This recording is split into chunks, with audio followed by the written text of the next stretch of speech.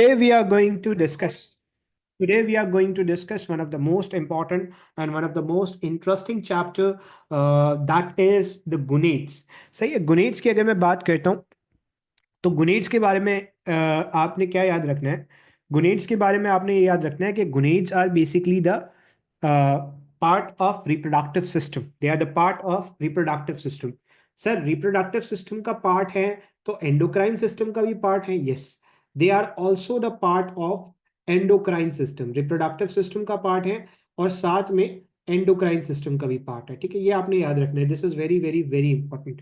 अब sir what are the function of gonads. Gonads होते क्या हैं उस पे अभी हम डिस्कशन कर रहे हैं. Then we are going to discuss about the basic point, basic चीज के भाई गुणिज का काम क्या है. तो मैंने आपको बताया gonads are the part of reproductive system.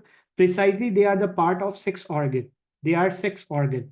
अब सेक्स ऑर्गन का काम क्या होता है. सेक्स ऑर्गन के दो काम होते हैं. नंबर वन, सेक्स ऑर्गन का एक काम तो ये होता है कि वो गैमीट बनाता है. गैमीट बनाना कहलाता है gametogenesis. So the formation of gamete is called the gametogenesis. पहला काम तो सेक्स ऑर्गन का ये होता है. दूसरा काम सेक्स ऑर्गन का क्या होता है. The production of different hormones. The production of sex hormones. Production of sex hormone. अब सेक्स के नाम से आपको सब कुछ पता लग रहा है कि सेक्स का मतलब है जेंडर रिलेटेड है. ठीक है, अब जेंडर रिलेटेड का क्या मतलब है भाई. मेल्स में गुनेड अलग होंगे और फीमेल में गुनेड अलग होंगे. अगर मैं बात करूं मेल्स की, in the case of males, males में आपको मिलते हैं testis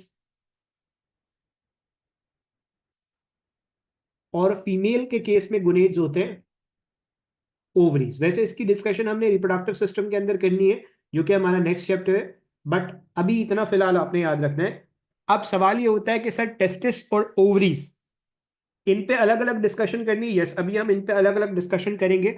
but first we have to discuss about the thing which is very important, which is testis. सबसे पहले हम डिस्कशन कर रहे हैं टेस्टिस के ऊपर. ठीक है, अब टेस्टिस के बारे में आपने क्या याद रखना है. अगर मैं यहां लिखूं टेस्टिस, टेस्टिस, पहली बात, testis are the male gonad. Testis क्या है भाई. मेल गुनेड है या मेल सेक्स ऑर्गन है. मेल सेक्स ऑर्गन है. Male sex organ. अच्छा, अब उसके अलावा इसमें आपने क्या याद रखना है. मैंने आपको एक पॉइंट तो ये बता दिया कि they are also doing the gametogenesis and they are also doing. Male का सिंबल है ये. ठीक है, मेल का सिंबल है. मेल का सिंबल हमेशा ऐसे ही होता है. ठीक है, फीमेल का सिंबल उस तरीके से होता है. अच्छा, अब सवाल ये होता है कि सर ये टेस्टिस होते कहाँ पे. भैया ये टेस्टिस जो है ना, they are present, they are present outside the body. They are present outside the body. Body के बाहर एक पाउच में प्रेजेंट होते हैं और उस पाउच का नाम क्या है. स्कॉर्टम. ये सब हम पढ़ेंगे अभी, लेकिन अभी फिलहाल इतना अगर समझ लो तो भी काफी है. कहाँ मौजूद होते हैं भैया. स्कॉर्टम के अंदर मौजूद है. स्कॉर्टम के अंदर they are found normally in the scrotum. ठीक है, अब स्कॉर्टम के अंदर है, मेल सेक्स ऑर्गन है, बात समझ में आ जाती है. सर इनका काम क्या है. इनका काम दो ही है, गैमीटोजेनेसिस करना और गैमीटोजेनेसिस के अलावा production of the sex hormones. Gametogenesis in the case of male is called the spermatogenesis. इस पे अभी हम डिस्कशन करेंगे. इसलिए मैं इस टॉपिक को अभी छेड़ इसलिए नहीं रहा क्योंकि इस पे पूरी पूरी डिस्कशन अभी हमारी बाकी है. ठीक है, मेरी जो असल डिस्कशन है ना वो है the function which is as the endocrine organ. ठीक है, एंडोक्राइन ऑर्गन के तौर पे जो डिस्कशन है ना वो मेरे लिए इंपॉर्टेंट है. तो देखो भैया, मैं बात कर रहा था टेस्टिस की. तो मैंने आपको बताया कि टेस्टिस क्या है. Testis are the male sex organ that is present outside the body in a pouch and that is known as a scrotum. ठीक है, अब इस टेस्टिस के अंदर कुछ बड़ी इंपॉर्टेंट चीजें आपने याद रखनी है. वैसे इस टेस्टिस का स्ट्रक्चर हम आगे पढ़ेंगे, इसलिए अभी जो है वो बस मैं जितनी बातें बता रहा हूँ ना वो उतनी आपने याद रखनी है. देखो बच्चा, होता ये है कि हमारे पास कुछ सेल्स होते हैं टेस्टिस के अंदर. और पहले अगर आप टेस्टिस को कट करोगे ना तो टेस्टिस के अंदर इस तरीके से कुछ ओवल स्ट्रक्चर्स होते हैं. ठीक है, कुछ इस तरीके से स्ट्रक्चर्स होते हैं जिन्हें आप कहते हो सेमिनिफेरस टिब्यूल. क्या कहते हो भैया. Seminiferous tubules. अब जितनी मैं बातें बता रहा हूँ ना उसको सुनते जाना। मैंने आपको बताया अगर आप टेस्टिस को कट करोगे, उसको माइक्रोस्कोप के नीचे रख के देखोगे, तो इस तरीके से कुछ सर्कुलर स्ट्रक्चर्स मिलते हैं, they are called the seminiferous tubule. इन सेमिनिफेरस टिब्यूल के बाहर कुछ सेल्स होते हैं, और इन सेल्स को आप नाम देते हो इंटरस्टिशियल सेल्स का।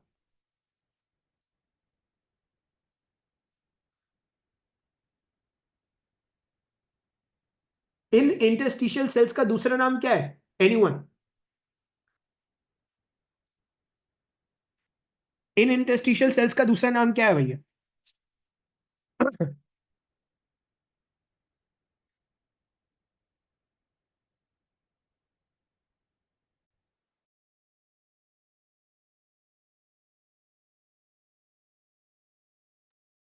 अच्छा भाई, इन इंटरस्टिशियल सेल्स का दूसरा नाम क्या है? कुछ किताबें कहती हैं कि they are known as interstitial cells of Leydig.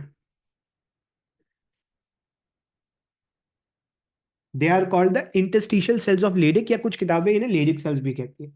अब होता यह है कि आपके पास अब इधर सुनना, this is very very very important. इधर सुनो बच्चा। होता यह है कि आपके हाइपोथैलेमस से रिलीज होता है, हाइपोथैलेमस से रिलीज होता है जीएनआरएच। जीएनआरएच का मतलब है गुनेडोट्रोफिन रिलीजिंग हार्मोन। ये गुनेडोट्रोफिन रिलीजिंग हार्मोन आता है नीचे, और आके एक्ट करता है कौन से सेल्स के ऊपर?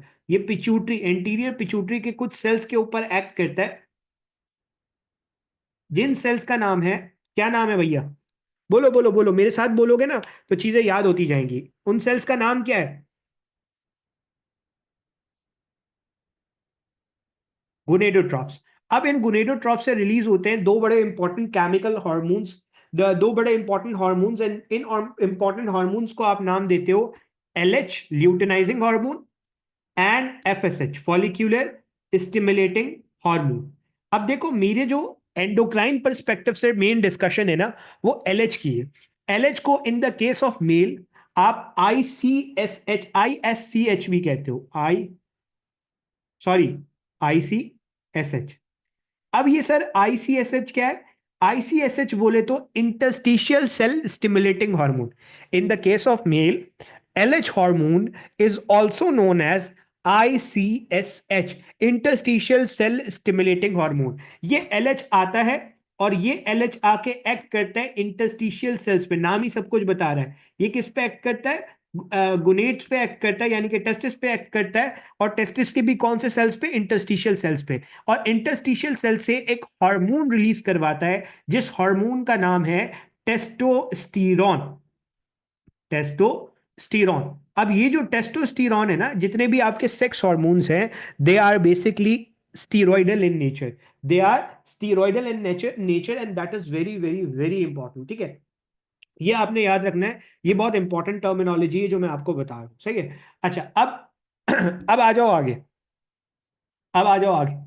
अब सवाल ये होता है कि सर, हाइपोथैलेमस एक्ट कर रहा है पिट्यूटरी पे, पिट्यूटरी एक्ट कर रहा है गुनेट पे, तो क्या इस एक्सेस को हाइपोथैलेमो पिट्यूटरी गुनेडल एक्सेस कहते हैं? यस। कुछ किताबें हाइपोथैलेमिक पिट्यूटरी गुनेडल एक्सेस का भी नाम देती हैं। क्या है? सिंपल, जीएनआरएच रिलीज होगा, वो आईसीएसएच रिलीज करवाएगा, आईसीएचएस टेस्टोस्टेरोन रिलीज करवाएगा।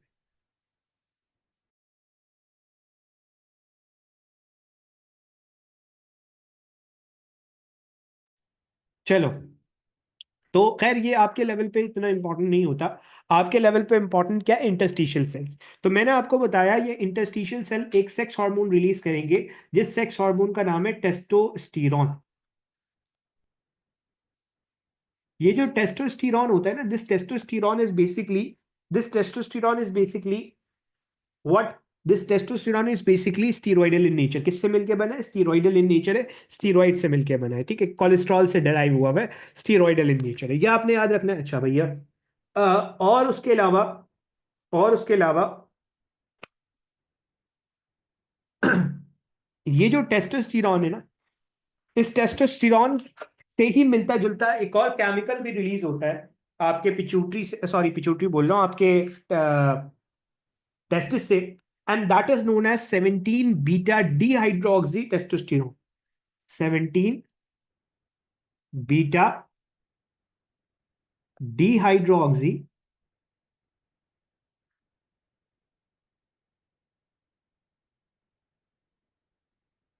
टेस्टोस्टेरॉन, ठीक है, ये आप याद रख सकते हो, जस्ट गिव मी।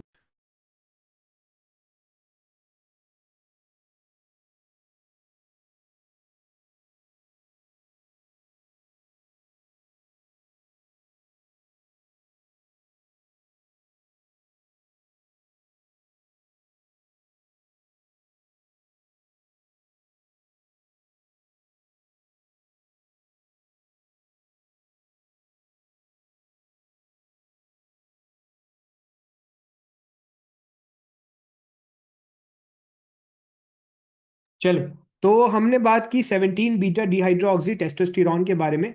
अच्छा देखो, बेसिकली टेस्टोस्टेरॉन और 17 beta dihydroxy testosterone is related thing. सही है, डिफरेंट फॉर्म्स होती हैं टेस्टोस्टेरॉन की, बट अगर आप टेस्टोस्टेरॉन भी याद रख ले तो मोर देन एनफ है, ठीक है। बलूचिस्तान बोर्ड के अंदर क्योंकि 17 बीटा डिहाइड्रोक्सी टेस्टोस्टेरॉन का जिक्र है, तो इसलिए मैंने आपको यहाँ पे ये बता दिया है। सही है। अब सवाल ये होता है कि सर क्या टेस्टोस्टेरॉन आपके क्या टेस्टोस्टेरॉन का कोई फंक्शन आपके उसके अंदर भी है? Just give me minute, just give मी।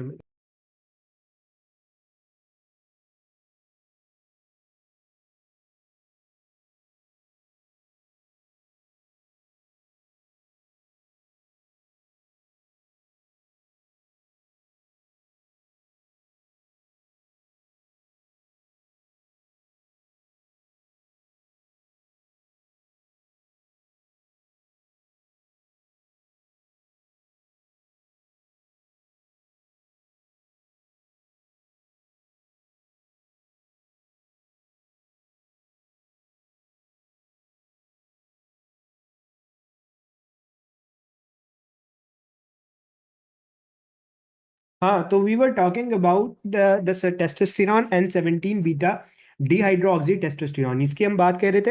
अच्छा, अब सवाल ये होता है कि सर टेस्टोस्टेरॉन का फंक्शन क्या है? This is very very very important. What is the main function of the testosterone? देखो बच्चा, टेस्टोस्टेरॉन के बारे में आपने क्या बातें याद रखनी है? सबसे पहले फंक्शन की बात करते हैं। सवाल ये होता है कि सर क्या आपका एक बच्चा जो कि अभी इस दुनिया में नहीं आया, यूट्रस के अंदर है, मदर के यूट्रस में है, वो टेस्टोस्टेरॉन रिलीज करेगा?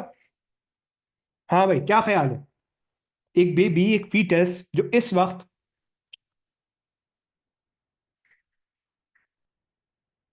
जो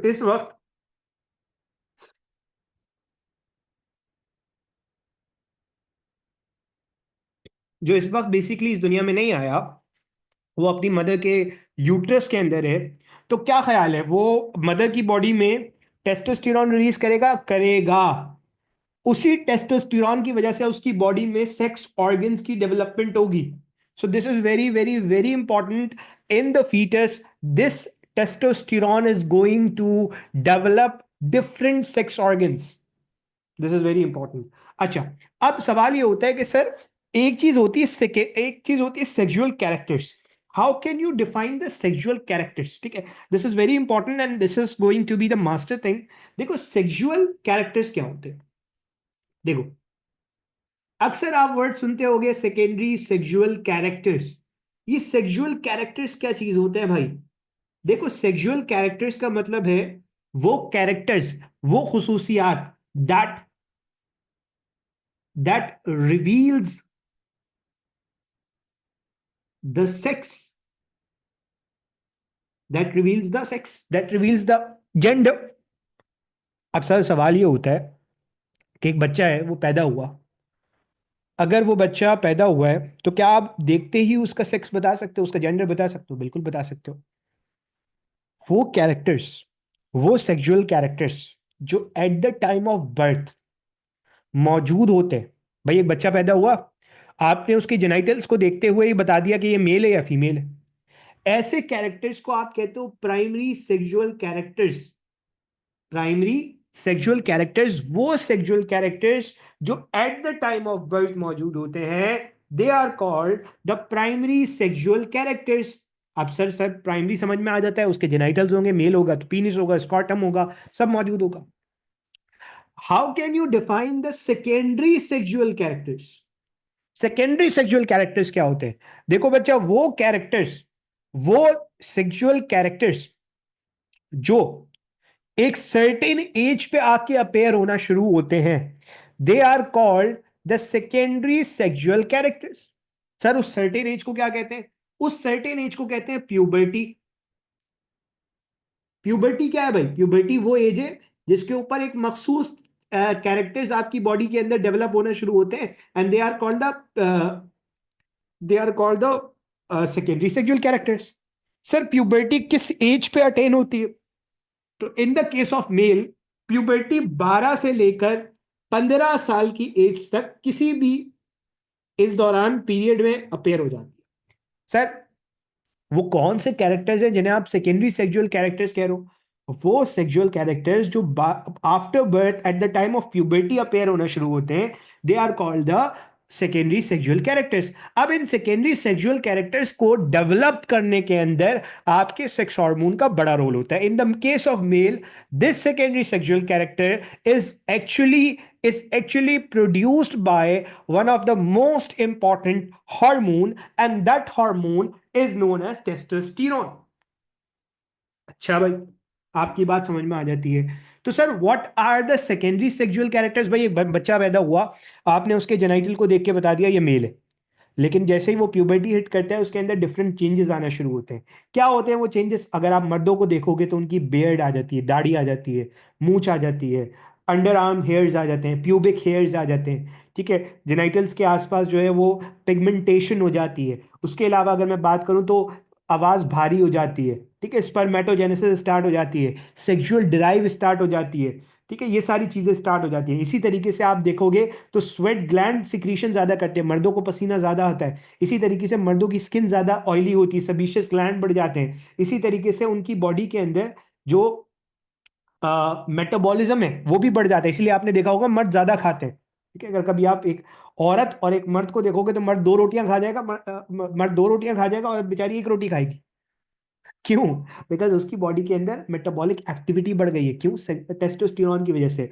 इसके अलावा एक बहुत इंपॉर्टेंट चीज जो आपने याद रखनी है वो क्या, कि due to the testosterone males के अंदर हिमेटोपायोसिस का मतलब है formation of red blood cells. Red blood cells बढ़ने लगते हैं किसके अंदर? Due to the due to due to the due to the action of testosterone, due to the action. अच्छा मैं यहाँ पे लिखता भी रहता हूँ ना साथ में, ताकि आप लोगों को नोट्स बनाने के अंदर आसानी है।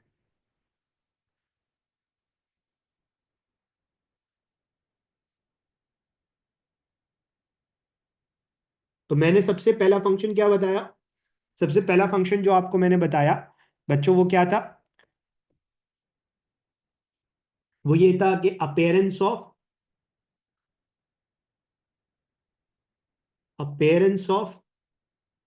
beard, mustache, axillary hairs,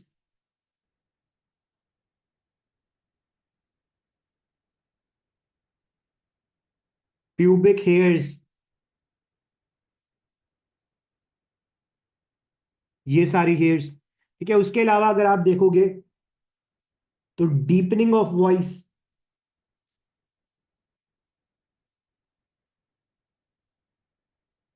और आपने एक और चीज देखी होगी, मर्दों की अगर गर्दन पे देखोगे ना तो एक एक एलिवेशन नजर आती है, that is called the Adam's apple. Appearance of Adam's apple.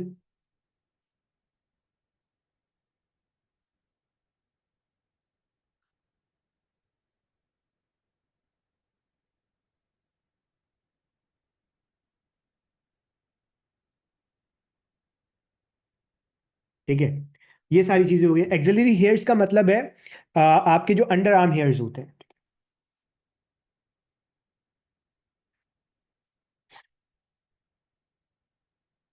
बेटा डीपनिंग ऑफ वॉइस का मतलब है पिच लो हो जाएगी, लो पिच वॉइस हो जाती है, लो पिच वॉइस हो जाती है। अच्छा उसके अलावा मैंने आपको क्या बताया, ये जो टेस्टोस्टेरोन है ना, ये टेस्टोस्टेरोन क्या करता है, आपकी आपकी स्वेट ग्लैंड के नंबर ऑफ स्वेट ग्लैंड्स को बढ़ा देता है, नंबर ऑफ स्वेट ग्लैंड्स को बढ़ा देगा, इसीलिए मर्दों को पसीना ज्यादा आता है।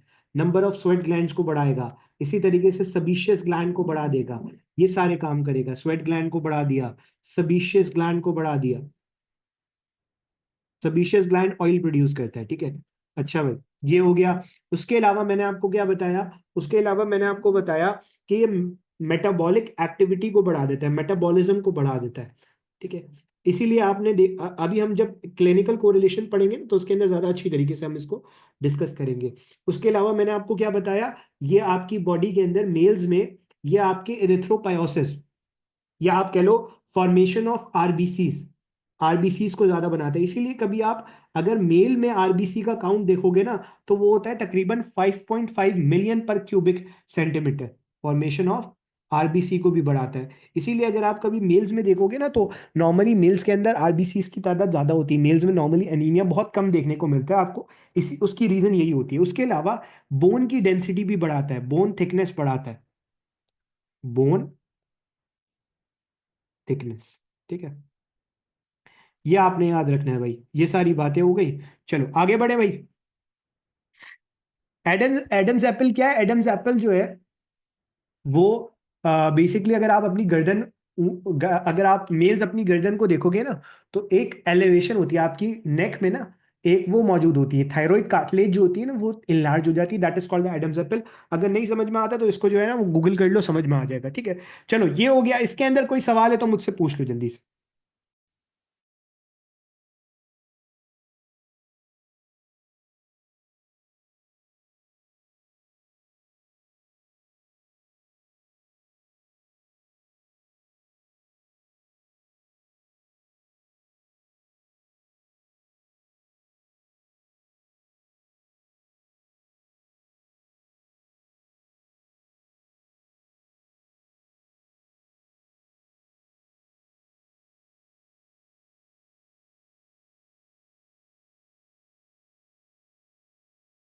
अच्छा भाई, ये हो गया हमारे पास टेस्टोस्टेरॉन के बारे में, ठीक है। तो अब हम क्लिनिकल कोरिलेशंस देख लेते हैं। क्लिनिकल कोरिलेशंस देख लेते हैं, इसके क्लिनिकल कोरिलेशन देख लेते हैं हम, और फिर हम आगे बढ़ते हैं, ठीक है। चलो अब हम बात करते हैं जरा क्लिनिकल कोरिलेशन की। तो दो ही कंडीशन हम क्लिनिकल कोरिलेशंस के अंदर पढ़ते हैं। क्लिनिकल को रिलेशन, ठीक है। दो ही कंडीशन हम क्लिनिकल कोरिलेशन के अंदर पढ़ते हैं, लेकिन मैं यहाँ पे सिर्फ आपकी एक क्लिनिकल कोरिलेशन डिस्कस करूंगा, क्योंकि नॉर्मली दूसरी ज्यादा इतनी इंपॉर्टेंट है नहीं, सही है। अच्छा, अब अगर मैं आपसे पूछूं कि एक एक बेबी है, उसके अंदर टेस्टोस्टेरॉन की कमी हो गई है, डिक्रीज टेस्टोस्टेरॉन,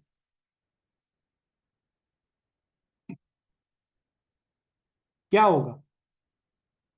हाँ भाई, डिक्रीज टेस्टोस्टेरॉन की वजह से क्या होगा? बेसिकली आपके जो जेनाइटल्स हैं, जो पीनिस है, जो स्कॉटम वगैरह है, इनकी डेवलपमेंट कम होगी, सही। दूसरी बात, जो आपकी लिबिडो है, लिबिडो कहते हैं सेक्स ड्राइव को, the urge to have sexual intercourse, that is going to decrease, ठीक है। Just give me a minute, एक कॉल है बच्चा।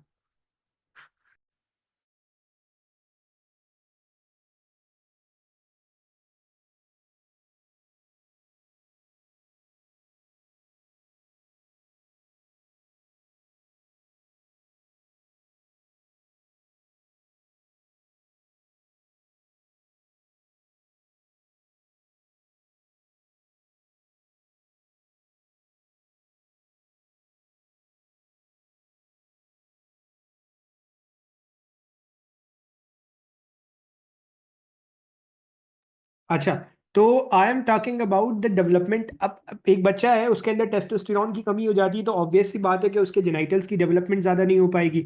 उसके अलावा अगर मैं बात करूं तो अब वो बच्चा जब प्यूबर्टी हिट करेगा, तो उसके अंदर जो सेक्स ड्राइव होगी, सेक्स ड्राइव का मतलब है लिबिडो, लिबिडो का मतलब क्या है? The urge to have sexual intercourse, वो भी कम हो जाएगी, ठीक है। ये सारी चीजें हो जाएंगी, बस ये आपने याद रखना है, ठीक है। अब सर अगर टेस्टोस्टेरॉन बढ़ जाए तो क्या होगा? भाई उसके अंदर क्या होने वाला है, उसके अंदर बहुत सारी चीजें होती हैं, बट आपके लेवल पे इतना इंपॉर्टेंट नहीं है। अगर टेस्टोस्टेरॉन बढ़ जाएगा तो ऑब्वियस सी बात है सेक्सुअल ड्राइव बढ़ जाएगी। उसके अलावा अगर मैं बात करूं, सेक्सुअल ड्राइव बढ़ जाएगी। उसके अलावा कई और प्रॉब्लम्स भी देखने को मिलती हैं, कई और प्रॉब्लम्स भी देखने को मिलती हैं, बट स्टिल ये आप याद रख सकते हो, सही है। इतना काफी है, इसके अलावा आपने कुछ याद नहीं रखना, ठीक है। ये हमने बात कर ली किसकी, ये हमने बात कर ली टेस्टिस की। Now we are going to discuss the ovaries, ठीक है। अब हम डिस्कशन करेंगे ओवरीज की। अच्छा भैया, ओवरीज के बारे में आपने क्या याद रखना है, ओवरीज के बारे में आपने ये याद रखना है कि ओवरीज जो होती है ना, बेटा अर्ज इज अ सिंपल थिंग। अर्ज कहते हैं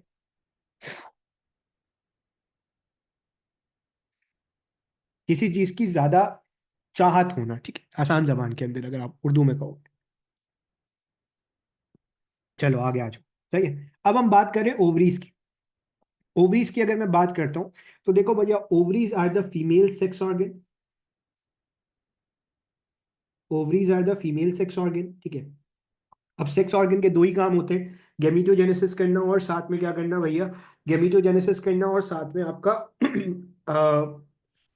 हार्मोन प्रोड्यूस करना। अब ovaries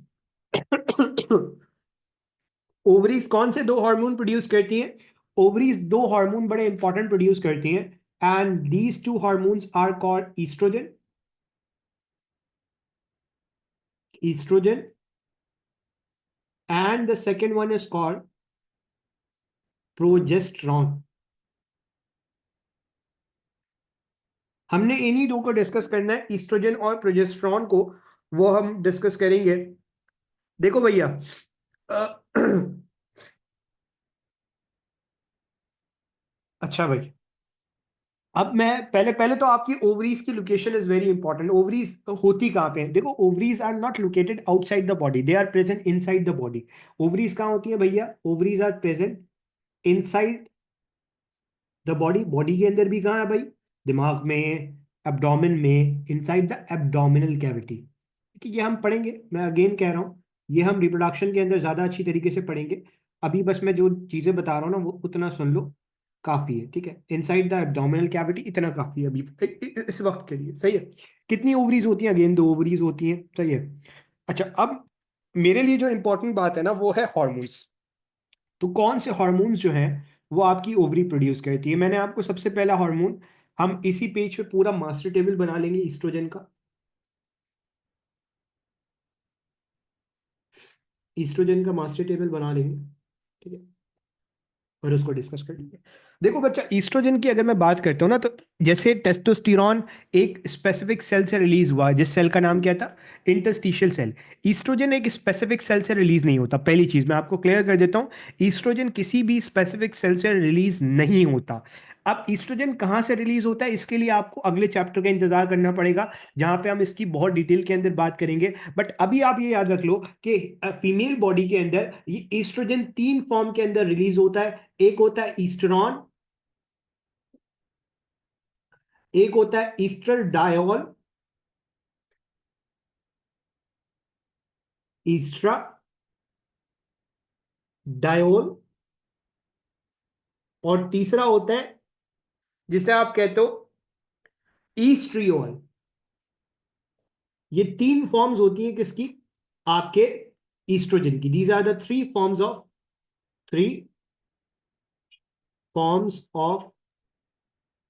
oestrogen. These are the three forms of oestrogen, ये आपने याद रखना है। अब देखो, अगेन कहानी बहुत सिंपल सी है, हाइपोथैलेमस से रिलीज होगा GnRH। GnRH बोले तो गुनेडोट्रोफिन रिलीजिंग हार्मोन, ये रिलीज करवाएगा दो बड़े इंपॉर्टेंट हार्मोन, एक का नाम है ल्यूटिनाइजिंग हार्मोन और एक का नाम है FSH, follicular stimulating hormone. Female के केस में अभी मैं ल्यूटिनाइजिंग हार्मोन नहीं डिस्कस कर रहा, क्योंकि उसको हमने आगे देखना है। फीमेल के केस में ये FSH आएगा, और ये FSH आके गुनेट पे एक्ट करेगा और कुछ फॉलिकल्स की ग्रोथ करवाएगा, और इन फॉलिकल से रिलीज होगा ईस्ट्रोजन। अब फॉलिकल में भी कहां से होता है, ये सब आगे डिस्कशन है, इसलिए अभी मैं उसको छेड़ भी नहीं रहा, सही है। ईस्ट्रोजन रिलीज हुआ। अब ये जो ईस्ट्रोजन है ना भैया, अच्छा हाँ, तो मैं बात कर रहा था, ये जो ईस्ट्रोजन है, ये ईस्ट्रोजन ये ईस्ट्रोजन जो है वो फॉलिकल से रिलीज होता है। सर क्या सिर्फ फॉलिकल से रिलीज होता है? नहीं भैया, ये जो है ना वो प्लासेंटा से भी रिलीज होता है। प्लासेंटा का जब हम डिस्कस करेंगे ना तो वहां आगे हम डिस्कस कर लेंगे, बट अभी इतना याद कर लो, इसमें इससे ज्यादा आपने कुछ याद वैसे भी नहीं करना। सही है। अब what is the function of estrone, sorry, what is the function of estrogen? Estrogen का फंक्शन क्या है भैया? देखो, ईस्ट्रोजन का फंक्शन बहुत सिंपल सा है।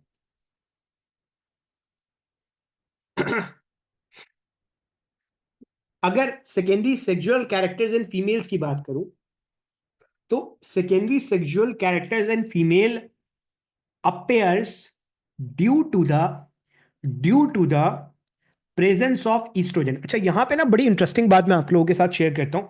ये ना नॉर्मली टीचर्स बातें बताती नहीं है। देखो, कहा यह जाता है कि बाय डिफॉल्ट दिस इज, ये जब बात जिसको समझ में आए वो हजम कर लेना, जिसको नहीं समझ में आया वो भूल जाना। सही है, क्योंकि ये बात थोड़ी सी लॉजिकल है और थोड़ी सी आगे के लेवल की है, इसलिए मैं बता भी रहा हूं, क्योंकि ये बड़ी इंटरेस्टिंग बात है और बच्चों को ये पता होनी चाहिए। जिसको समझ में आती है वेल एंड गुड, नहीं समझ में आती भूल जाना। सही है। अब देखो, होता ये है कि जब एक बेबी की ग्रोथ हो रही होती है ना यूट्रस के अंदर, तो वो बेबी इनिशियली उसके जो सेक्स ऑर्गन्स होते हैं ना, वो इनिशियली सेक्स ऑर्गन्स की डेवलपमेंट होती है एज अ फीमेल जेंडर। लेकिन अगर वो बेबी टेस्टोस्टेरॉन रिलीज करना शुरू कर दे, तो वो सेक्स ऑर्गन की जो डेवलपमेंट है वो फीमेल पैटर्न से शिफ्ट हो जाती है मेल पैटर्न के ऊपर।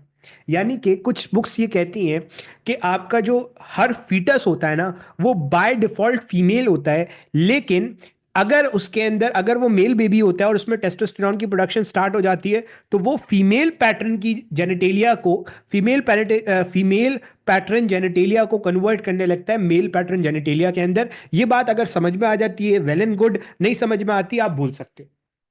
सही है भैया, ये बड़ी इंटरेस्टिंग बात बताई है मैंने।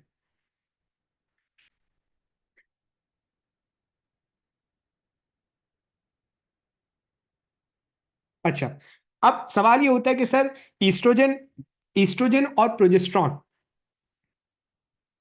ईस्ट्रोजन और प्रोजेस्ट्रॉन, ये बड़ी अमेजिंग बात है। ये अक्सर लोगों को नहीं पता होती और अक्सर टीचर ये खा जाते हैं बात ना, ये बताते भी नहीं है अक्सर टीचर। ये बड़ी इंटरेस्टिंग बात है। सही है। अब देखो बच्चा, होता क्या है, just give me a minute.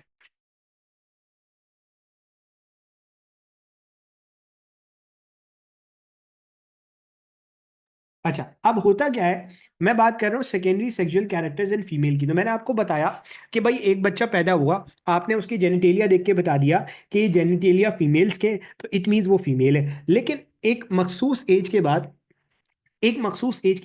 जिस मखसूस एज को आप प्यूबर्टी कहते हो, जैसे ही फीमेल प्यूबर्टी हिट करती है,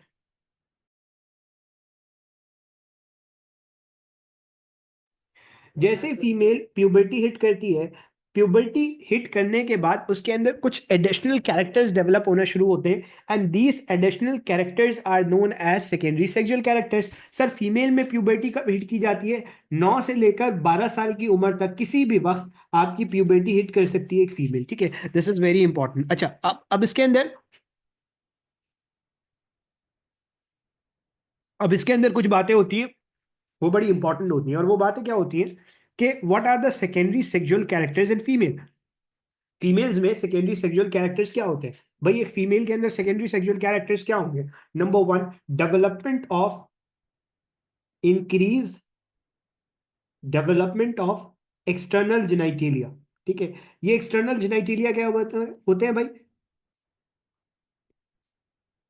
ये हम डिस्कस करेंगे आगे, वजाइना वगैरह जेनाइटेलिया की डेवलपमेंट स्टार्ट हो जाती है। अच्छा, उसके अलावा अगर मैं बात करूं, तो आपकी डेवलपमेंट होती है एक्सटर्नल जेनाइटेलिया की, वजाइना की, यूट्रस की, ओवरी की, ओविडक्ट की, ये सारी चीज़ों की डेवलपमेंट होने लगती है। उसके अलावा फीमेल के अंदर, क्योंकि फीमेल को आगे जाके एक बेबी को बॉर्न करना होता है, इसलिए उसकी जो पेल्विक डेवलपमेंट है ना, उसका जो पेल्विस है वो इनलार्ज हो जाता है। उसकी जो पेल्विक कैविटी है, large pelvic cavity, large pelvic cavity. उसके अलावा अगर आपसे पूछ ले भाई और क्या होता है, तो फीमेल के अंदर फैट ज्यादा होता है, इंक्रीज फैट डिपोजिशन। फीमेल के अंदर फैट ज्यादा होता है भाई, ये याद रखना है, ड्यू टू द ईस्ट्रोजन, ठीक है, इंक्रीज फैट डिपोजिशन। उसके अलावा अगर मैं बात करता हूँ, इसी तरीके से मेल्स के अंदर मसल ज्यादा होते हैं, फीमेल के फैट के ज्यादा होता है और इसके अंदर मसल ज्यादा होते हैं। उसके अलावा फीमेल्स में श्रिलिंग ऑफ वॉइस होती है। सर श्रिलिंग का क्या मतलब है? पिच लो होगी, हाई होगी, तो यहाँ पे पिच हाई होगी, श्रिलिंग ऑफ वॉइस। और क्या होगा भाई? Development of breast, development of breast,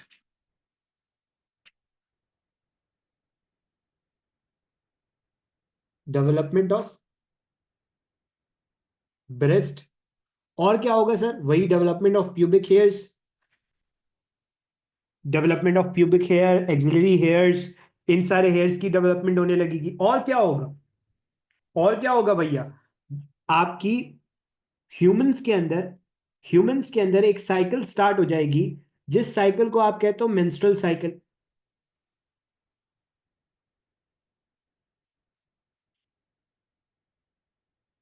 menstrual cycle. जबकि जो आपके लोअर एनिमल्स होते हैं, कौन से? जो आपके लोअर एनिमल्स होते हैं, उनके अंदर एक साइकिल स्टार्ट होती है, बाकी एनिमल्स के अंदर जो एक साइकिल स्टार्ट होती है, उसका नाम है ईस्ट्रस साइकिल। कौन सी साइकिल भैया? ईस्ट्रस साइकिल, ठीक है। और ये उसी तरीके की होती है जिस तरह फीमेल्स में आपके मेंस्ट्रुअल साइकिल देखने को मिलती है। खैर ये सारी बातें हो जाती हैं। उसके अलावा, उसके अलावा गैमीटोजेनेसिस स्टार्ट हो जाती है।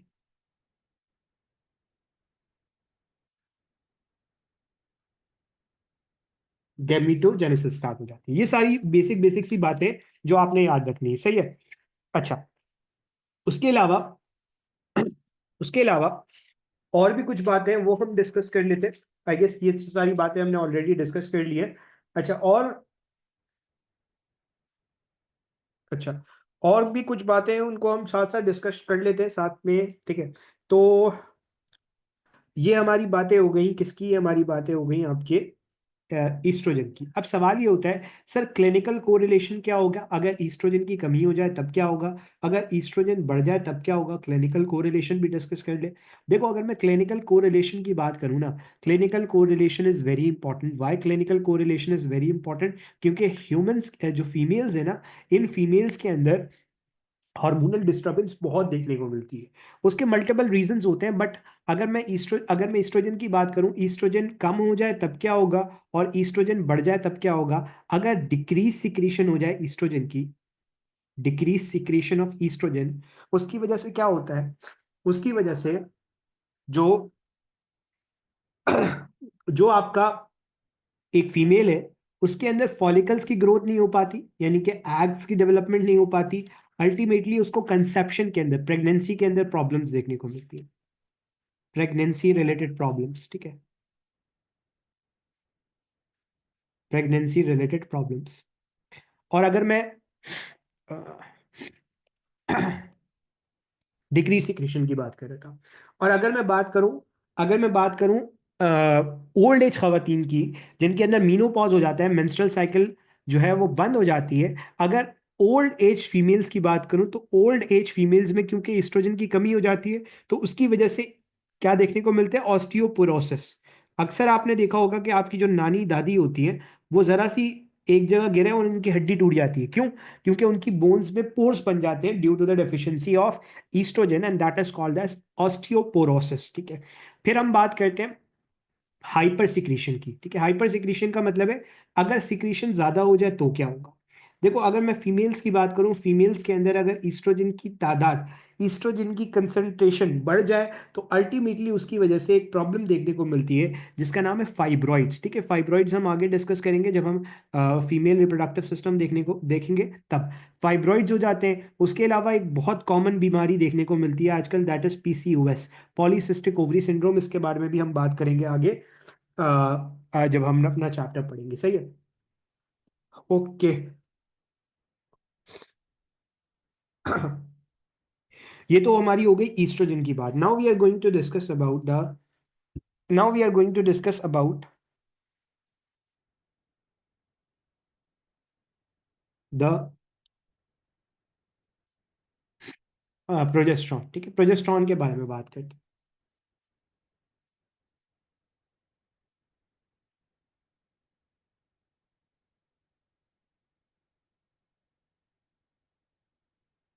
चलो, अगर मैं प्रोजेस्ट्रॉन की बात करूं, ये प्रोजेस्ट्रॉन भी फॉलिकल से रिलीज होता है। अब ये फॉलिकल क्या होता है, मैं अगेन कह रहा हूँ, या आगे हम डिस्कस करेंगे। ये फॉलिकल से रिलीज होता है। और ये फॉलिकल से क्यों रिलीज होता है? क्योंकि ऊपर से आता है, हाइपोथैलेमस से आता है एलएच, और वो एलएच इस फॉलिकल को क्या करवाता है, रप्चर करवाता है। इस फॉलिकल को रप्चर करवा देता है। इस रप्चर फॉलिकल की वजह से क्या होता है, आपकी बॉडी के अंदर, एक फीमेल की बॉडी के अंदर रिलीज होता है प्रोजेस्ट्रॉन।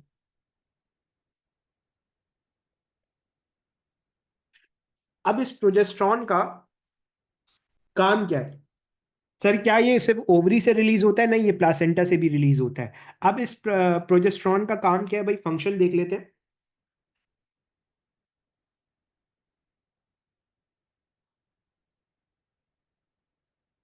चलो, फंक्शन देख लेते हैं, प्रोजेस्ट्रॉन का फंक्शन क्या है। भाई प्रोजेस्ट्रॉन का फंक्शन बहुत सिंपल है। प्रोजेस्ट्रॉन का फंक्शन है maintenance of pregnancy. Basically progesterone इसलिए रिलीज होता है ताकि आपकी बॉडी को प्रेगनेंसी के लिए क्या करवा दिया जाए, प्रेगनेंसी के लिए तैयार करवाया जाए। अब प्रेगनेंसी के अंदर क्या होता है भाई, प्रेगनेंसी अगर लेट सपोज एक फीमेल है, वो प्रेग्नेंट होती है, तो उसकी वजह से क्या होगा, इम्प्लांटेशन, जो आपकी फर्टिलाइज ओवम है, उसको उसको इम्प्लांटेशन के लिए रेडी करवाया जाएगा।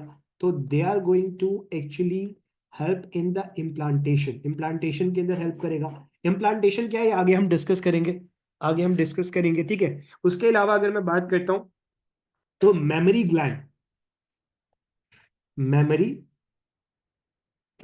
ग्लैंड की डेवलपमेंट भी ये करवाता है, मेमोरी ग्लैंड डेवलपमेंट।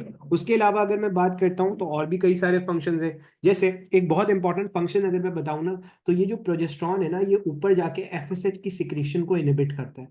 ये एफएसएच की सिक्रीशन को इनहिबिट करता है, इसीलिए इस प्रोजेस्ट्रॉन को एज अ कॉन्ट्रासेप्टिव इस्तेमाल किया जाता है। वो फीमेल जो नहीं चाहती कि वो दोबारा प्रेग्नेंट हो, वो कॉन्ट्रासेप्टिव का इस्तेमाल करती है। कॉन्ट्रासेप्टिव का मतलब ये है कि वो कुछ ऐसी टैबलेट्स लेती हैं जिसकी वजह से उनकी बॉडी के अंदर एग रिलीज नहीं होता, और अल्टीमेटली जो है वो प्रेगनेंसी के चांसेस कम हो जाते हैं। तो उसके अंदर प्रोजेस्ट्रॉन इस्तेमाल किया जाता है। क्यों इस्तेमाल किया जाता है, ये भी आगे हमने पढ़ना है।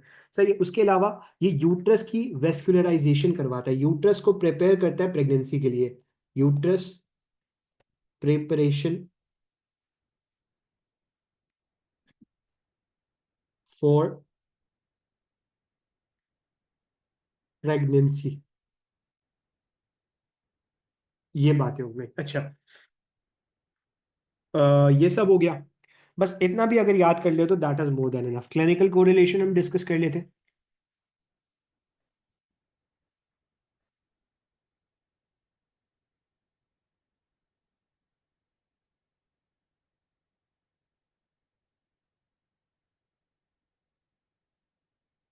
क्लिनिकल कोरिलेशन में डिस्कस कर लेता हूँ।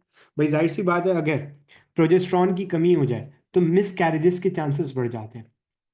Decrease secretion of progesterone leads to the chances of miscarriage, ठीक है। मिस कैरेज के चांसेस बढ़ जाते हैं। और भी कई सारी प्रॉब्लम्स देखने को मिलती है, बट आपके लेवल पे ना इतना भी मोर देन एनफ है, ठीक है। मिस कैरेज के चांसेस बढ़ जाते हैं, ठीक है। इतना भी इनफ है, इससे ज्यादा आपने याद भी नहीं रखना, सही है।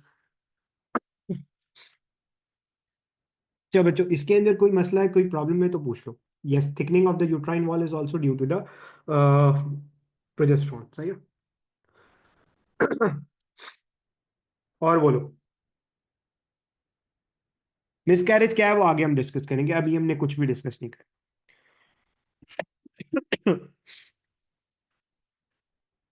चलो, अब आ जाओ आगे। अब हम बात करते हैं किसकी, अब हम बात करते हैं आपके अदर एंडोक्राइन ग्लैंड्स की, ठीक है। This is very important. मैं इसके लिए एक चार्ट मैंने जो है वो रखा हुआ है, वो चार्ट मैं ले आता हूँ। वो चार्ट बड़ा अमेजिंग चार्ट है, क्योंकि वो मैंने दिखाना था। सही है। मैं वो चार्ट ले आता हूँ यहाँ पे, ताकि आप आराम से उसे देख सकते, सही है।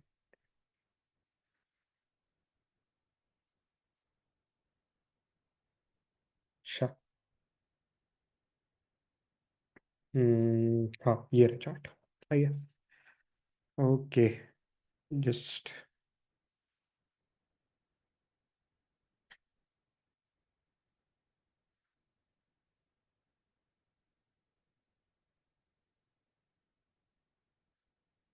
अच्छा देखो, this is very very very important chart की मैंने आप लोगों के लिए ड्रॉ किया था।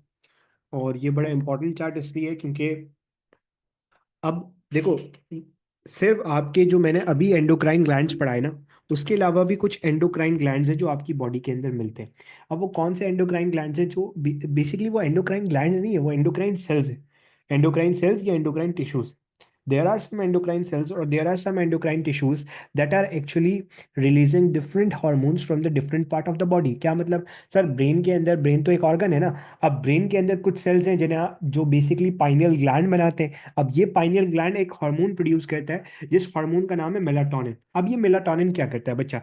देखो, ये मेलाटोनिन आपकी स्लीप वेक साइकिल को रेगुलेट करता है और सर्केडियन रिदम को। यानी कि आप कभी देखोगे कि आप अगर रोजाना 11 बजे सोना शुरू हो जाओ तो आपको कुछ दिनों के बाद पे कुछ दिनों बाद रोजाना 11 बजे नींद आना शुरू हो जाती है। आपकी बॉडी में ये जो 24 घंटे की साइकिल चल रही है ना, ये पाइनियल ग्लैंड मेलाटोनिन की वजह से चल रही है। इसीलिए पाइनियल ग्लैंड को third I of the body कहते हैं। आई का काम क्या है? देखना।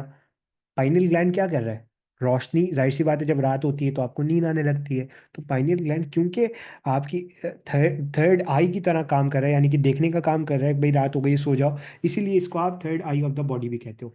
उसके अलावा हार्ट एक बड़ा इंपॉर्टेंट हार्मोन रिलीज करता है जिसका नाम है एट्रियल नैट यूरेटिक पेप्टाइड। ये जो एट्रियल नैट यूरेटिक पेप्टाइड है ना, इसका काम रास का बिल्कुल ओपोजिट है। रास का काम क्या था? Réunion renin angiotensin aldosterone system का काम क्या था? ब्लड प्रेशर को बढ़ाना। इसका काम क्या है? ब्लड प्रेशर को डिक्रीज करना। कैसे? सोडियम एक्सक्रीशन को बढ़ा के और वेजोडाइलेशन को बढ़ा के। अगर आपको याद हो, मैं यहाँ पे लिखता हूँ, रास का काम क्या था? भाई रास आपकी बॉडी के अंदर सोडियम एब्जॉर्प्शन को बढ़ाता था।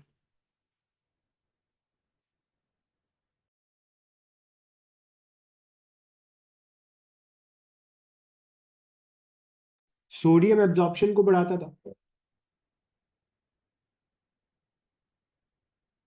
सोडियम एब्जॉर्प्शन को बढ़ाता था। और सोडियम एब्जॉर्प्शन को बढ़ाने के बाद अल्टीमेटली वाटर भी बढ़ता था। जब वाटर बढ़ता था तो अल्टीमेटली आपका ब्लड प्रेशर बढ़ जाता था। इसका बिल्कुल रिवर्स काम करेगा एएनपी, एट्रियल नाट्यूरेटिक पेप्टाइड। ये एट्रियल नाट्यूरेटिक पेप्टाइड कब रिलीज होता है आपके हार्ट से? ये एट्रियल नाट्यूरेटिक पेप्टाइड हार्ट से तब रिलीज होता है जब आपका ब्लड प्रेशर बढ़ा होता है। जब आपका ब्लड प्रेशर बढ़ा होता है ना, तो ब्लड प्रेशर के बढ़ने की वजह से आपके हार्ट से, खासतौर पे एट्रिया के सेल से रिलीज होता है एएनपी। ये एएनपी क्या करता है? आपके किडनी पे जाता है और किडनी में सोडियम की एक्सक्रीशन को बढ़ाता है। जाहिर सी बात है, सोडियम किडनी से ज़्यादा रिलीज होगा तो सोडियम के साथ साथ वाटर भी रिलीज होगा। जब सोडियम के साथ वाटर रिलीज होगा तो अल्टीमेटली क्या होगा? अल्टीमेटली आपकी बॉडी में जो ब्लड प्रेशर है वो कम होगा। लेकिन क्या ये आपके ब्लड को हाइपर ऑस्मोलर करेगा? बोलो भाई।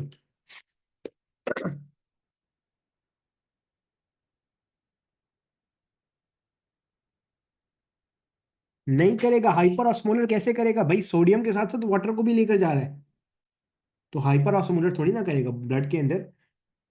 भाई सिंपल सी बात है। हाइपर ऑस्मोलर कब करता? जब सिर्फ क्या होता? जब सिर्फ वाटर जाता। ये आपकी बॉडी से वाटर को भी लेकर जाएगा और ये साथ में आपकी बॉडी से ये आपकी बॉडी से, हाँ, हाइपोऑस्मोलर तब होता है जब आपकी बॉडी से सिर्फ सोडियम जाता। ये आपकी बॉडी से सोडियम को भी लेकर जाता है और ये आपकी बॉडी से साथ में वाटर को भी लेकर जाता है। अच्छा बच्चा, यहाँ पे मुझे अनफॉर्चुनेटली 10 मिनट का ब्रेक लेना पड़ेगा, and I will be back after 10 minutes. ठीक। चलो।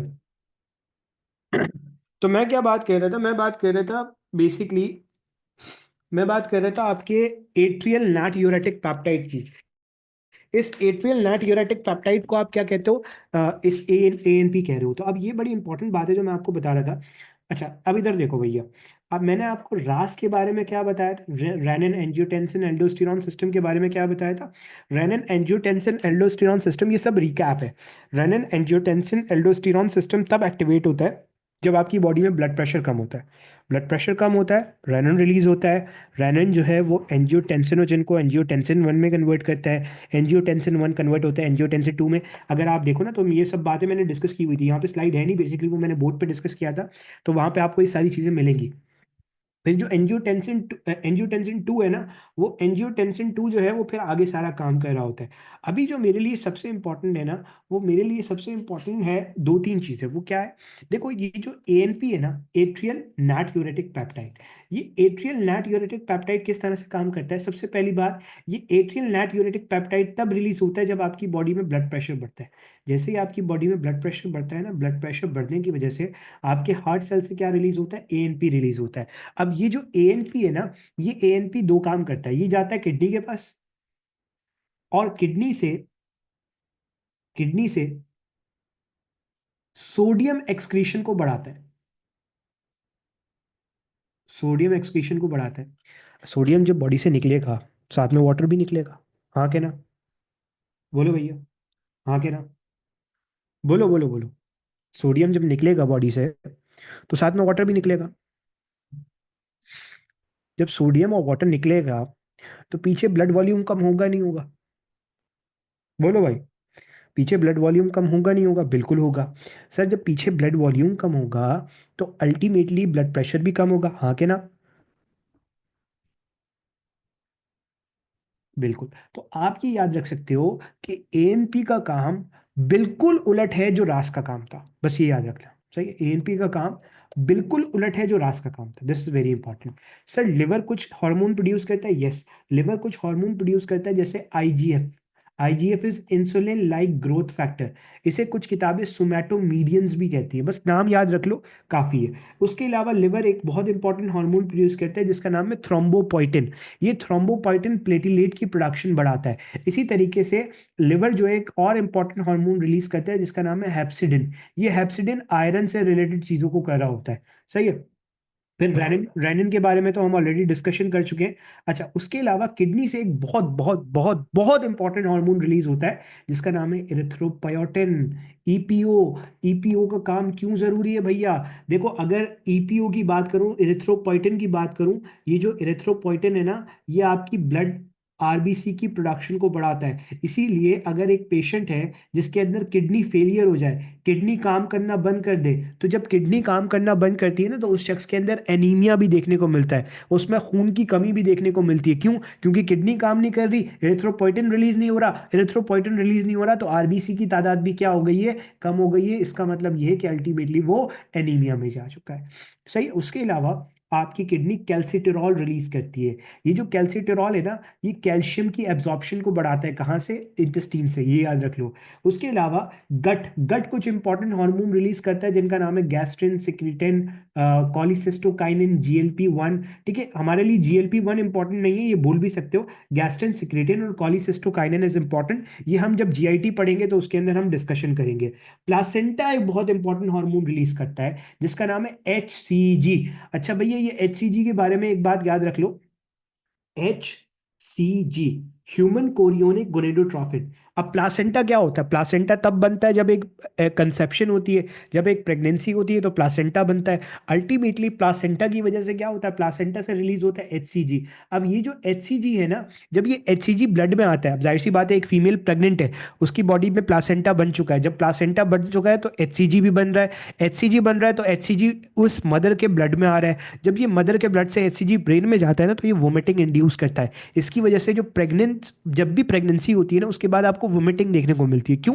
क्योंकि HCG जाके ब्रेन में वोमिटिंग सेंटर्स को एक्टिवेट करता है। ब्रेन में जाता है और कुछ सेंटर्स होते हैं जो वोमिटिंग करवाता है ब्रेन में, ये उनको एक्टिवेट करता है, एंड अल्टीमेटली ये सारा काम फिर इस तरीके से करता है। सही है। उसके अलावा ये HCG, इसी HCG का आप करते हो यूरिन टेस्ट। आपने देखा होगा ना भाई, एक प्रेग्नेंट वुमेन होती है, वो अपने यूरिन में एक स्ट्रिप को डिप करती है, और अगर 2 लाइंस आ जाती है ना, तो ये वो समझ जाती है कि भाई she is pregnant. How? Because of this HCG। जब वो HCG उसकी ब्लड के अंदर आता है ना, तो HCG टेस्ट पॉजिटिव होता है। खैर, ये अभी हम आगे जब अगला चैप्टर पढ़ेंगे तो उसके अंदर ज्यादा अच्छी तरीके से डिस्कशन करेंगे। ठीक है।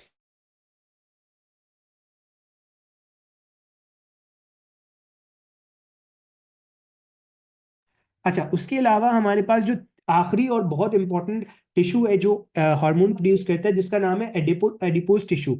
ये एडिपोज टिश्यू वो टिश्यू होता है जिसके अंदर फैट स्टोर होता है। ये रिलीज करता है लैप्टिन, एडिपोनेक्टिन, रेजिस्टिन। ठीक है, ये रेजिस्टिन जो है ना, वो बेसिकली आपकी इंसुलिन रेजिस्टेंस कॉज करता है। इसीलिए अक्सर मैंने आपको बताया भी था, ओबेसिटी जो होती है ना, वो डायबिटीज मिलाइटिस टाइप 2 करवाती है। क्यों?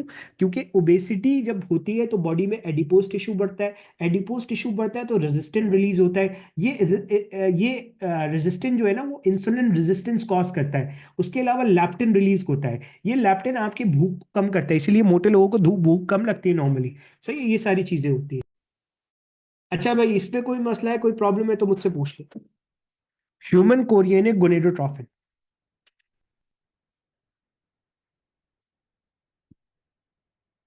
नहीं, HCG किडनी में नहीं होता। बेटा, बताने को तो मैं तुम्हें 10,000 हॉर्मोन्स के बारे में बता दूं, बट जो आपकी बुक में है ना, हमने बस उसके बारे में बात करती है। सही है। ये तो हो गया अदर एंडोक्राइन हॉर्मोन्स के बारे में बात। ठीक है, अब हम लास्ट टॉपिक डिस्कस करने वाले हैं, that is again important, and that is basically the feedback mechanism.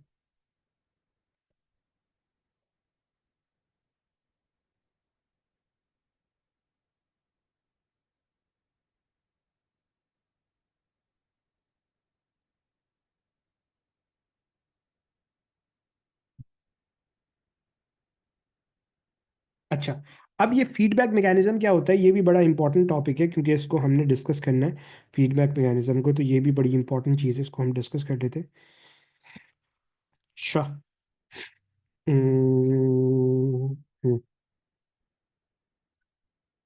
हम्म, चलो, अब फीडबैक मैकेनिज्म को हम जल्दी से डिस्कस कर लेते हैं, क्योंकि इंपॉर्टेंट टर्मिनोलॉजी है और इसको हमने देखना भी है।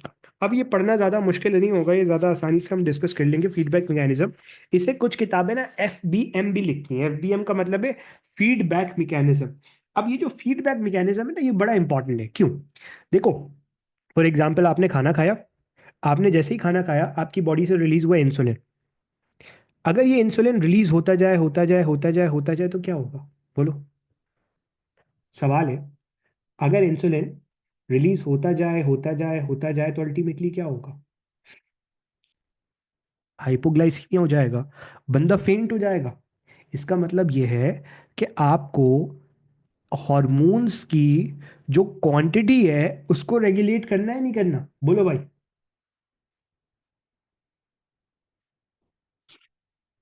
बिल्कुल करना है। यानी कि आपको अपनी बॉडी को होम्योस्टेसिस के अंदर रखना है। होम्योस्टेसिस क्या होता है? Maintenance of internal body environment. क्या मतलब भाई?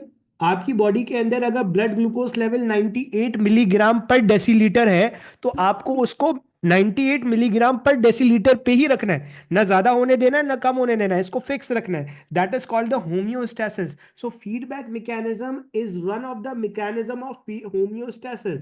ये होम्योस्टेसिस का मैकेनिज्म है। अब इस फीडबैक मैकेनिज्म की जब मैं बात करता हूं, तो इस फीडबैक मैकेनिज्म की वजह से आपके हार्मोन में चेक एंड बैलेंस चल रहा होता है। चेक एंड बैलेंस का क्या मतलब है? फॉर एग्जांपल, अगर आपकी बॉडी में आपने खाना खाया, इंसुलिन रिलीज हुआ, इंसुलिन रिलीज हुआ, इंसुलिन ने क्या किया? ब्लड ग्लूकोज लेवल को कम किया। लेकिन अगर इंसुलिन रिलीज होता रहा, तो अल्टीमेटली ब्लड ग्लूकोज लेवल कम होता रहेगा, होता रहेगा, होता रहेगा, बंदा फेंट हो जाएगा, इवन डेथ भी पॉसिबल है। तो इसका मतलब ये है कि हर हार्मोन की क्वांटिटी को आपने एक कंट्रोल के अंदर रखना है, and that is due to the feedback mechanism. अब ये जो फीडबैक मैकेनिज्म होता है ना बच्चा, ये दो तरह का होता है। फीडबैक मैकेनिज्म दो तरह के होते हैं। Number one, that is called the negative feedback. फिर हम पढ़ेंगे पॉजिटिव फीडबैक को। ठीक है, number one, that is called the negative feedback.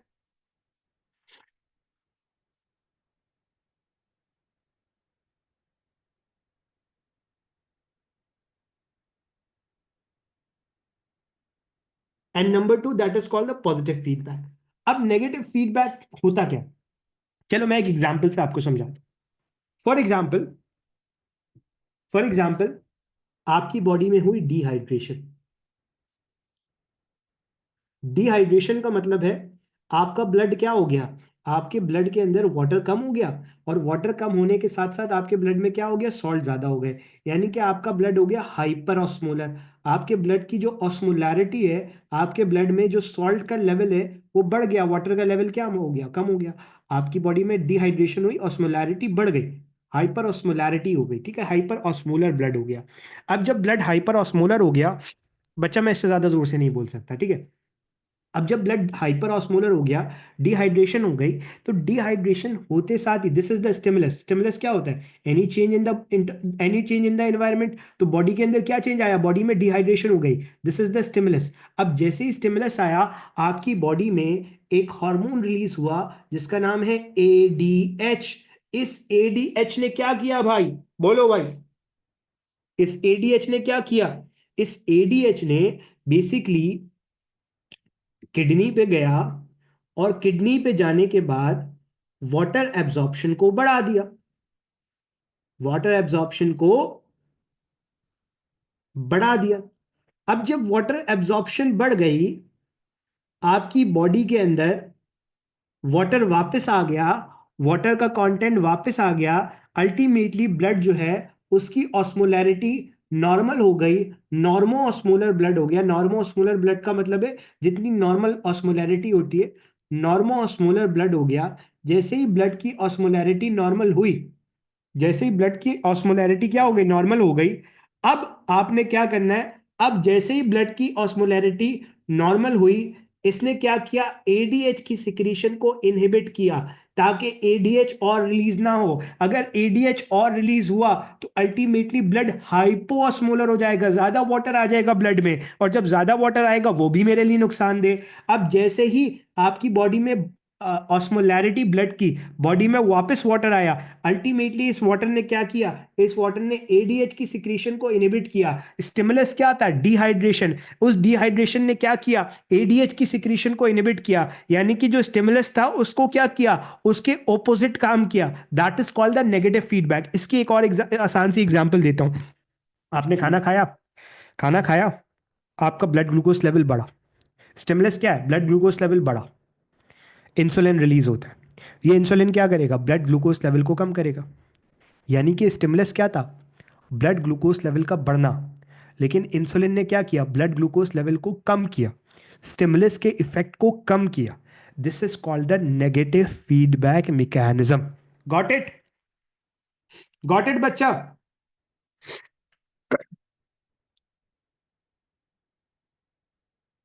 अब आ जाओ, अब मुझे नेगेटिव फीडबैक की एग्जांपल देते चलो।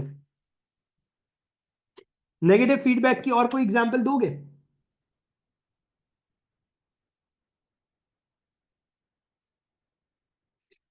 एनीवन?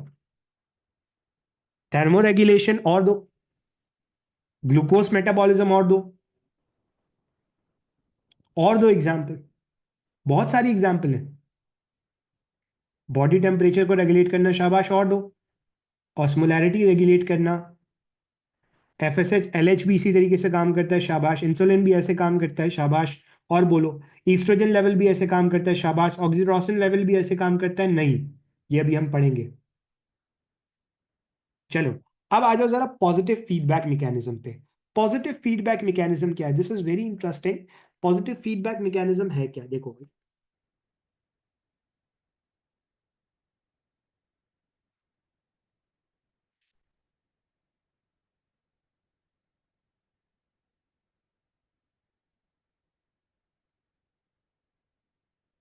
पॉजिटिव फीडबैक मैकेनिज्म क्या है? चलो, एक एग्जांपल लेते हैं।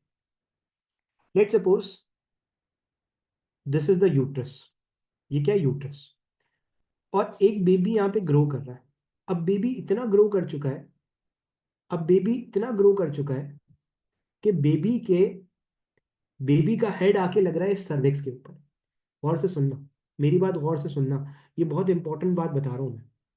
मैंने कहा एक बच्चा है, वो मदर की बॉडी के अंदर ग्रो कर रहा है। जब वो बच्चा मदर की बॉडी के अंदर ग्रो कर रहा है, तो अल्टीमेटली क्या हो रहा है? इतना वो ग्रो कर चुका है कि अब उसका हेड आके लग रहा है सर्विक्स के ऊपर। अब जब उसका हेड सर्विक्स के ऊपर लग रहा है, सर्विक्स क्या है? फीमेल रिप्रोडक्टिव सिस्टम का एक पार्ट है। अब जब उसका हेड सर्विक्स के ऊपर लग रहा है, तो होता क्या है? होता ये है, जैसे ही उसका हेड सर्विक्स के ऊपर लगता है, ये मैसेज जाता है ऊपर। और अब जाहिर सी बात है, जब उसका हेड सर्विक्स पे लगेगा तो यूट्रस स्ट्रेच होगा।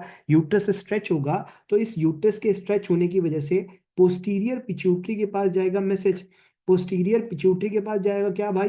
पोस्टीरियर पिट्यूटरी के पास जाएगा मैसेज। और ये पोस्टीरियर पिट्यूटरी क्या रिलीज करना शुरू करेगा? एडीएच, अब ये एडीएच क्या, सॉरी, ये ऑक्सीटोसिन, नॉट एडीएच, ऑक्सीटोसिन। अब ये जो ऑक्सीटोसिन है ना, ये ऑक्सीटोसिन आएगा यूट्रस के पास, और ये यूट्रस को और कॉन्ट्रैक्ट करवाएगा। स्टिमुलस क्या था? बेबी का स्ट्रेच, बेबी का हेड लग रहा था सर्विक्स के ऊपर, जिसकी वजह से यूट्रस स्ट्रेच हो रहा था। ऑक्सीटोसिन ने आके क्या किया, इस स्टिमुलस को और बढ़ा दिया। जब इस स्टिमुलस को और बढ़ाया तो क्या हो गया, लेबर स्टार्ट हो गया, चाइल्ड डिलीवरी स्टार्ट हो गई, and that is called the labour. So induction of labour is one of the classical example of positive feedback mechanism. Positive feedback में क्या है, स्टिमुलस को और बढ़ाया जा रहा है। लेकिन सवाल ये होता है कि सर, फिर पॉजिटिव अगर स्टिमुलस को बढ़ाया जा रहा है, बढ़ाया जा रहा है, बढ़ाया जा रहा है, तो ये तो बड़ा प्रॉब्लम आएगा। अल्टीमेटली पॉजिटिव फीडबैक मैकेनिज्म खत्म नेगेटिव फीडबैक मैकेनिज्म पे ही होता है। ये बात अगर समझ में आती रही, समझ में आ जाती है, वेल एंड गुड। नहीं समझ में आती, पॉजिटिव फीडबैक की एग्जाम्पल ही काफी है। Got it? गॉट इट भैया? इतना क्लियर है?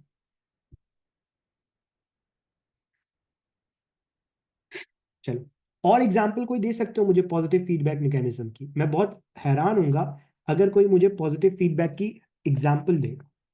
ब्लड क्लॉटिंग, शाबाश। Blood clotting is the classical example of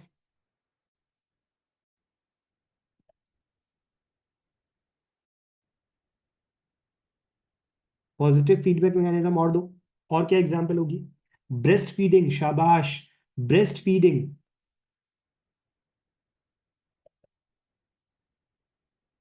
और बोलो, और बोलो, और बोलो। यस, फ्रूट राइपनिंग, शाबाश। और बोलो।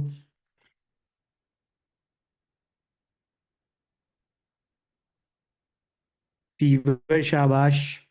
चलो, इम्यून रिस्पॉन्स, शाबाश। चलो, यहां पे आके हमारा केमिकल कोऑर्डिनेशन का चैप्टर हो गया है खत्म।